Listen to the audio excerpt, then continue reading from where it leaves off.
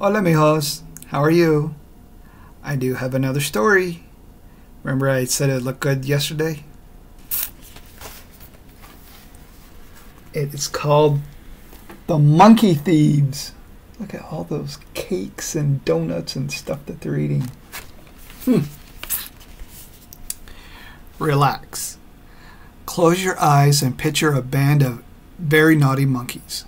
Every night the monkeys would creep into the king's orchard and steal his delicious apricots, peaches, and plums. Would you like to know what happened? Listen to their story. The head gardener stood before the king in the great throne room of the palace. "I'm sorry, your majesty," he said. "We laid traps and nets, but these monkeys are slippery devils. They got away again last night." "We must try to solve this problem together," replied the king. "Remember, I don't want to hurt the monkeys. I just want them to stop eating my fruit." There was silence in the throne room as all the king's staff thought hard. Finally, Buttercup, the cook's daughter, came forward and bowed to the king. "Your Majesty, doesn't eating fruit make you fit and healthy?" "Yes, I believe it does, Buttercup," said the king. "I like fruit, but I love cake," Buttercup continued. "But when I eat too much cake, my tummy feels heavy and sometimes I even feel sleepy." "Yes, I also feel tired if I eat too much cake," laughed the king. "But I don't get your meaning." "If you could tempt the monkeys to eat a lot of cake, they would become sleepy. Then they wouldn't be able to run so fast and they might be easier to catch," explained Buttercup. And your Majesty," added Basil, the son of the king's shoemaker. "We've all noticed how vain these monkeys are. They love anything bright and sparkling, and they steal jewelry and bright clothing. I've seen them hang necklaces around their necks and bangles from their arm. I've even seen them trying on shoes." "That's all very well," said the king, "but I don't see how that's going to help us catch those rascals." "I can create the most beautiful pairs of sparkling high-heeled shoes that the monkeys won't be able to resist," Basil continued. "If their tummies are full with cake and they are wearing high-heeled shoes, they'll never escape us." At first the king just laughed at these plans. But when the monkeys continued to steal his fruit for the next 3 nights in a row, he was ready to give anything a try. He ordered his finest pastry chefs to create the most delicious array of cakes. The cook spent an entire day whipping cream, mixing chocolate sauce, and spinning sugar. By late afternoon, they were ready to lay out an enormous, mouth-watering spread on a huge cake stand in the middle of the orchard.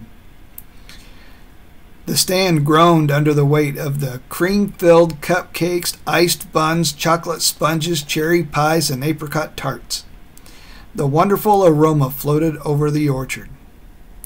Meanwhile, Basil was creating the most beautiful monkey shoes that had ever been seen. When they were finished, he hung them from the branches of the trees in the orchard. The trap was set. The king's guards hid among the trees and waited. As afternoon wore on toward evening, and the monkey thieves crept through the trees. What is that delicious smell?" asked Snout. "It's cake! I love cake!" cheered Lugs and Pepper. "Stay still," hissed Wit. "This could be a trap. We should leave and come back another time." "We don't like it either. It all feels a bit suspicious," said Gob and Peck. But no one made a move to leave. Everyone was too busy staring at the cream cakes and tarts. The more they stared at the yummy delicacies, the harder it was to believe in any trap.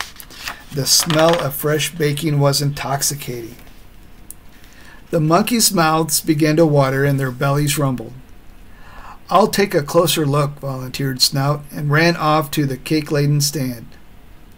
He broke off a small piece of cake and slipped it tentatively into his mouth. It melted on his tongue. "Heaven," he murmured. Looking up into the trees, he saw dozens of pairs of dazzling shoes sparkling like stars. "Ah, how beautiful!" he gasped. He reached up with his long arms and unhooked a pair of gold twinkly platform shoes from a branch. Snout had completely forgotten about the possible danger and the others waiting for him. At the edge of the orchard, Wit, Pepper, Peck, Lugs, Gob, Knit, and Bruno were bickering. "So what if it's a trap? It doesn't matter. No trap can hold us for long," said Gob arrogantly. "I'm worried. Snout hasn't come back," said Knit. "Scout's probably stuffing his face with cake and leaving none for us," said Bruno. At these words, the monkeys threw caution to the wind. They found Snout parading around the orchard in golden shoes, eating a big piece of pie. A mad scramble ensued as they fought for the most beautiful shoes and stuffed handfuls of cake into their mouths. The monkeys made all the delicacies, every single crumb. What a sight they were! Faces covered with icing and tummies bloated with cake as they staggered around trying on glittery shoes.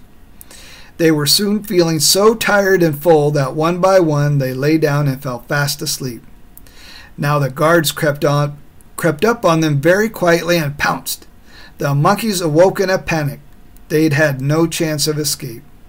They were too full and heavy with rich food and couldn't run in their high-heeled shoes. It took no time at all for all the guards to catch all of them in their nets. The king had the monkeys placed in his private zoo, but as soon as they came back to their senses, they worked out how to escape. From that day on, they stayed in their forest home. Wit spoke for them all when he said, "We've plenty of food in the forest and no need of silly high heels. Let us stay happy and safe just where we are." What do you think today's lesson is? Something about maybe being happy with what you got? Let's find out.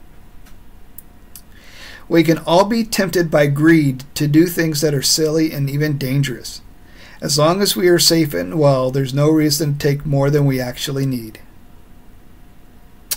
That sounds like a good idea. I love you, mijos. And I will talk to you later. Love you so much. Night.